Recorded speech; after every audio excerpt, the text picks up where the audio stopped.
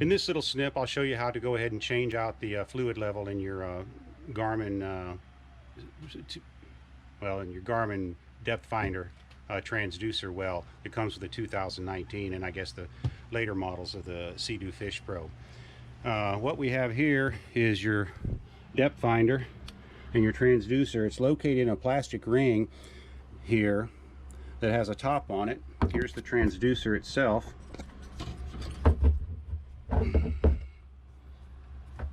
Right here.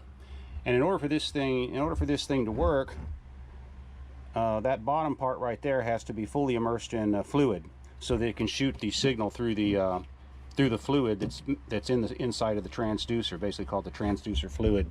If there's any air in between here and the hull, then the transducer will not be able to shoot its signal through the hull.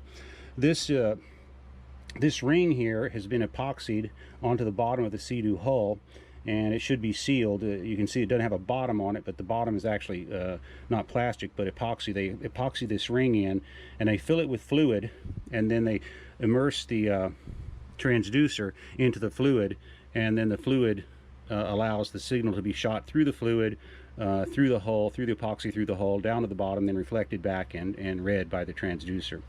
This tube right here is the overflow tube and the inspection tube, where you can see whether or not you have fluid in the well itself.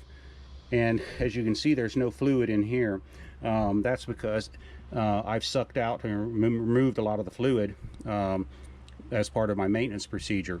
The reason I'm doing the maintenance is because I have it open now already, and also my depth finder was starting to act kind of wonky when I was at speed. When I was stopped, it seemed to record the depths okay, but as soon as I got up to 20 miles an hour or so, the transducer would, the depth finder would quit reading on my Garmin.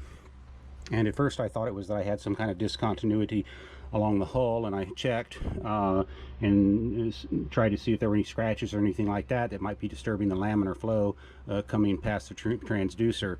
But when I inspected it later on, I found that it looked to me like the transducer level in this tube was kind of low, and so I surmised that maybe some of the fluid had leaked out. And so what I'm going to do is I'm going to replace it. The way you replace it, what I found, is you replace it with this RV marine antifreeze, RV and marine antifreeze. And the reason you do that, you can pick this up at AutoZone, is this kind of antifreeze, I think, is propylene glycol. I think that's what it is. And the reason you use this is it's non-toxic if it gets in the water. The other kind of antifreeze or oil or something like that is toxic, and you know, if fish and wildlife catch you with the wrong kind of antifreeze in your craft, you might have problems. So you just use this this kind of stuff.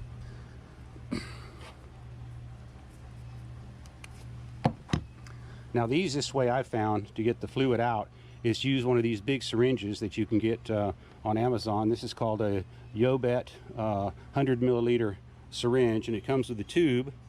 And what you can do is you just put the tube in here and suck the antifreeze out, and then you can dispense it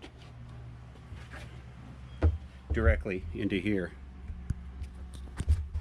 What I'm going to do now is I got this tube here. I'm going to blow in it and see if I can get any of the excess fluid out. You see that the fluid, there was some fluid in that tube, and I'm going to go ahead and put my rag down in here and absorb it all, because it looked like there was some crud floating in the fluid itself. So it's been cleaned out,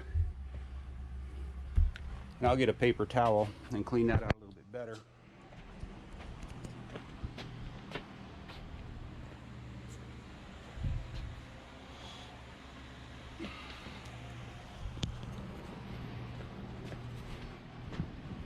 And I'm going to use a rag, a different kind of rag, and the reason I'm using a different rag is I found these shop rags here. They can leave crap in the thing that you're cleaning because they're so cheaply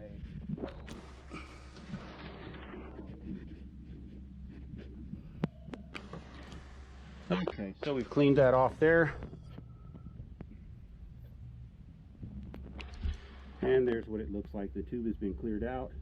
The tube goes right down in here. It loops up and then down, and that keeps it from flowing out, the antifreeze from flowing out. So we'll go ahead and fill it now.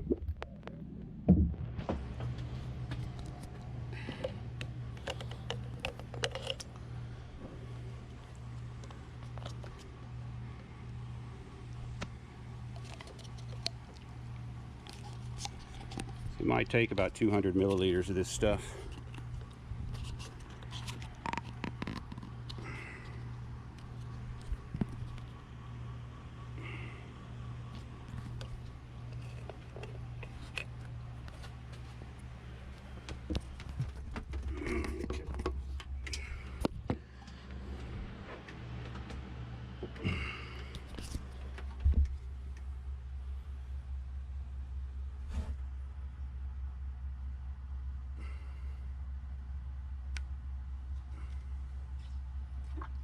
Okay, that's about 100.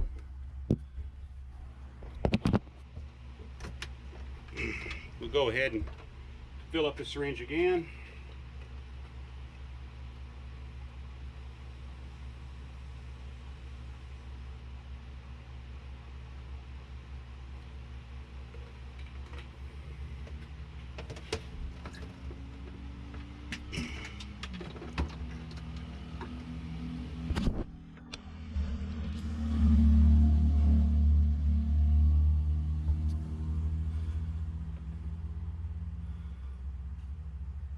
Okay, you can see it's filled up almost to the top, and what I'll do now is I will remove this, and then I will suck a little bit of the antifreeze up. Don't suck it in your mouth. You can see how it rises in the tube. That way you can check the level. And now we'll take this and fixture it back onto the housing itself. You can see some of the stuff will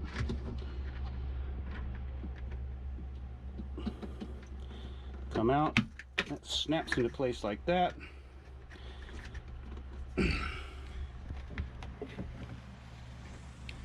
And now you should have a good amount of antifreeze,